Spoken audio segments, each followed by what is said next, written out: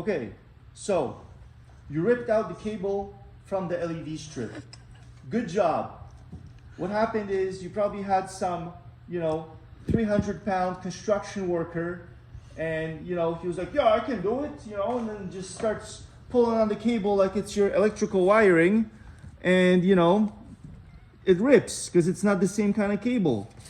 These cables are completely different, and these are pretty much like the computer cables in your computer, and you wouldn't tug on those because they're delicate. So a lot of electricians and tradesmen are used to working with these cables, so they just like 1, 2 barbecue, pull this thing through, and it's done. But it's not the same with this thing. These are much more delicate. These are 12 volt cables, low voltage cables. So you have to be a little bit more careful, because then you get problems like this.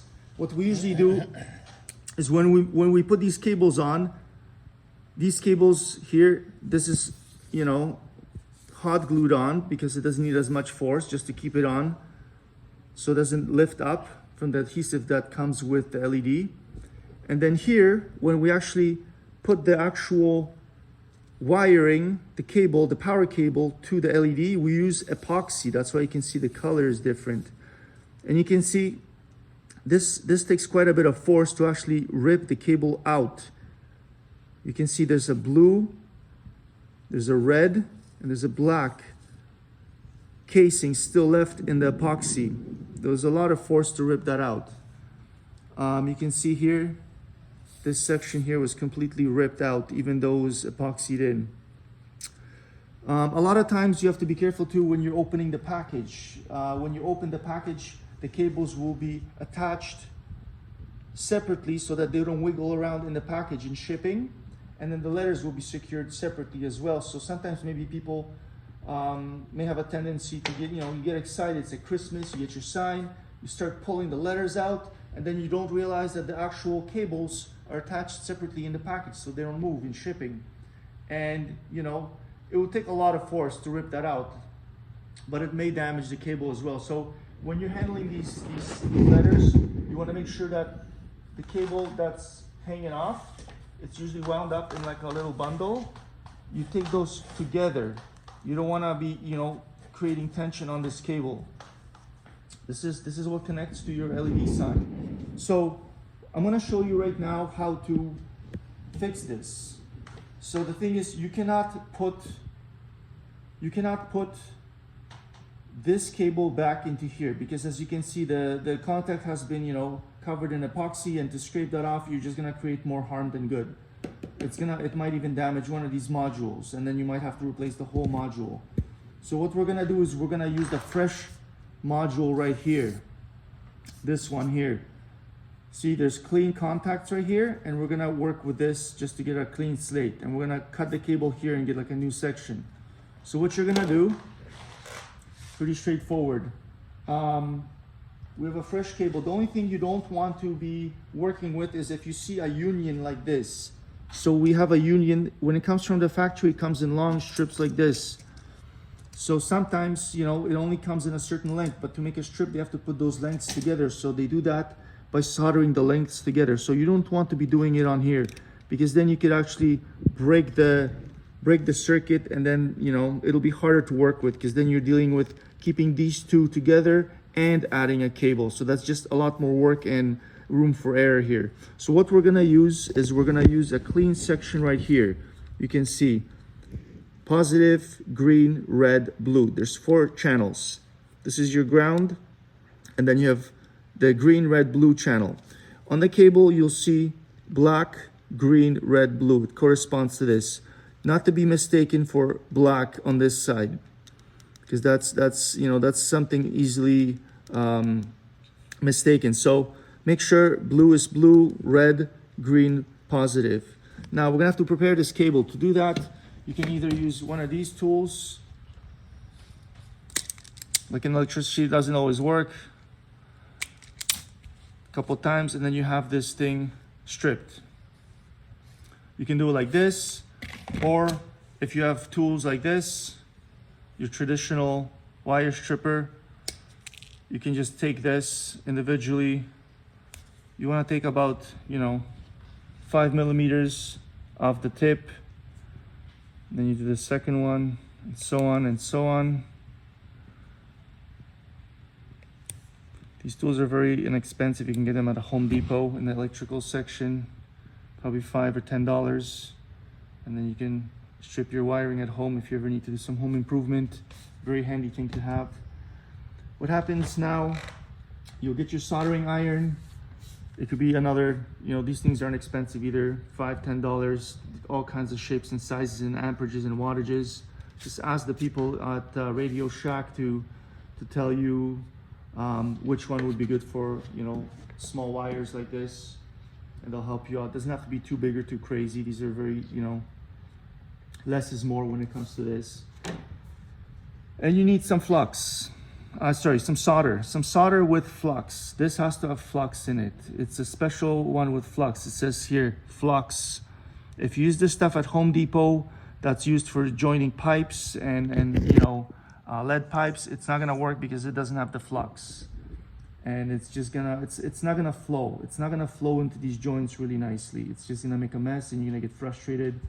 Don't even try it. Just get some stuff, same place you get a soldering iron. You don't need a big loop like this. Sometimes they come on a little coil already wound up, like, 2 or 3 inch coil, and you can get these like, a couple bucks right there. Very, very cheap stuff. It'll last you for forever.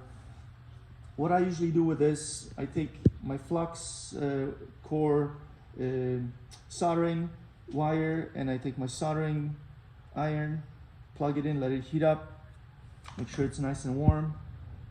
I always want to kind of prime these. So by priming it, I kind of take it, I put it on top and I just kind of go like that, and you can see it balls up really nicely.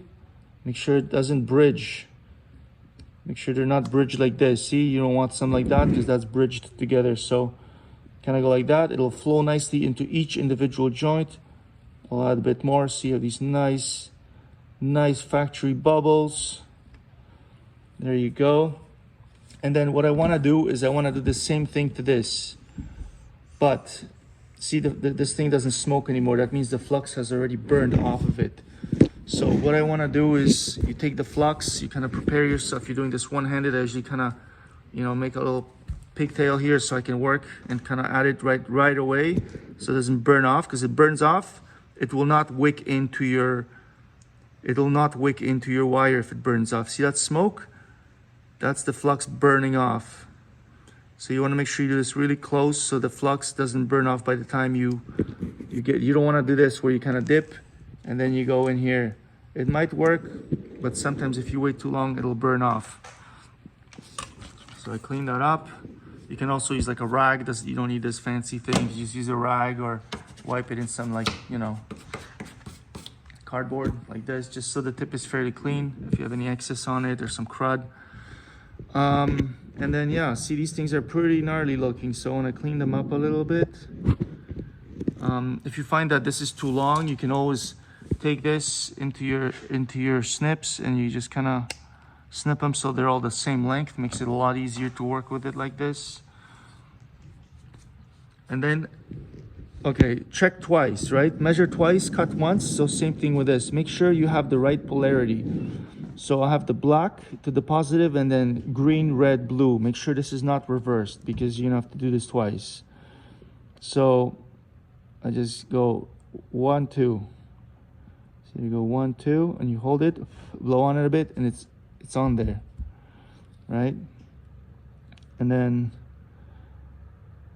red. Just gotta be kind of careful here not to touch the other one, and you blow. And then green, blow, and then positive. And there you have it. That's on there pretty good. Now, if you get something like this, just use a nail.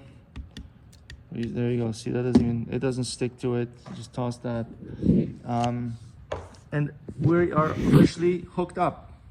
So the next thing we gotta do is we gotta test our leads. So assuming that everything is wired up, everything is good, you wanna wire this up so you have power going from your power supply into your controller, And then from your controller, I have this rig here to make it easier for doing multiple letters. But it's the same kind of principle. You make sure you wire it up to your lead so you have power, and then we're gonna do a quick test. The way you test this is you turn it on, and then I wanna test each channel to make sure I didn't bridge any of these contacts. So I'm gonna go red. You gotta kind of like massage it a little bit sometimes. There we go, to get red. With my fat fingers, it doesn't always work. And then green. See, green is green here, and then blue. You wanna find the blue here. Make sure it's blue and nothing else. There we go, blue. So we have 3 channels that work. There's no interference between other channels. We have red, green, blue. Each channel works. That means any kind of the color spectrum now will work smoothly. When you run the wheel here, you can get all the colors. It'll kind of blend it for you. The reason why we check is because sometimes if you do get a short, if you short them out between the 2 channels, you'll get different colors. So like the blue and the red, if I see that, if I short that with the knife, the color changes. So if you run into a thing where you set it to blue or to red or to green, and then you're getting a different color, that means you've shorted something here. This is one of these 2 contacts is touching each other. So I'll just double check everything, maybe even try resoldering again, and it should work there. So yeah, this is pretty straightforward. At this point, we usually epoxy this on, so this is a lot stronger. But in your case, you don't really have to do that, as long as you're very careful when you're putting this on, when you're pulling it through the wall. When you're pulling this through the wall to mount it later like this, when you're pulling through the wall, just don't pull on it, like a 300-pound gorilla. There's no need. It's just be very gentle with it as you're putting it in. It'll get a little bit of cable, and then you pull it from the top a little bit. Or if you want to be cautious, you could put a little bit of epoxy, or even if you have a hot glue gun, it always helps just to kind of like glue this on, just to help it stay on, and you should be good to go. So yeah, in this case here, I would say, don't use this area anymore. You could probably, this is a good part here. The fresh contacts are good here. You could use that. You could use that. You could even go as far as using this. It's a little bit covered with the hot glue, but you could scrape that off with your fingernail. Don't use a knife. And then you'd be good to hook that up to here. It's pretty close. So you probably wouldn't even have to put a new hole in the wall. You could just like kind of, the wire would go from here and then into where you had it. So that wouldn't be a problem. So yeah, so just be very gentle with these things, and there's nothing really to it. You just gotta be patient, and yeah, don't spend too much time with the heat with the soldering iron on these too. When you're soldering it, you want to be like 1, 2, 3, and then you let go. So I'm gonna resolder this again. I want to show you. Look, 1, 2, and you hold it, and that's it. You don't want to like hold it and hold it and hold it and mess with it and mess with it, because the heat will start spreading and it'll damage these LEDs, or it'll just start melting the casing on the wire. So you got to be pretty quick with this. It doesn't take much time. Once the once the soldering iron is heated up, you just kind of desoldered, and then you find your location. You put it over. You hold it there, heat it up. Let it blend in with the solder, and then it sets, and then you're good to go. And that's all there is to it. If you have any questions, give us a call. It's better to call and find out rather than just to kind of mess something up. So I'd rather you guys call us and ask questions, and we'll explain everything, so it's much easier. This is pretty straightforward. It doesn't happen often, but sometimes people get a little bit too aggressive with these things, and they're used to working with these hard cables, which are very strong, and then they start working with this stuff, and this is kind of like building a computer. You pull on something too hard, and just rips.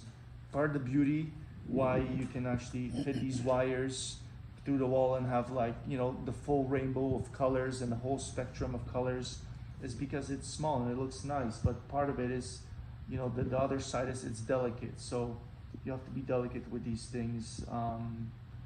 And yeah, just take your time and it's gonna work. You know, we've done this many times. Sometimes it happens, you know, just gotta solder it back on and you're good to go. It doesn't take much time and it's pretty easy, so good luck.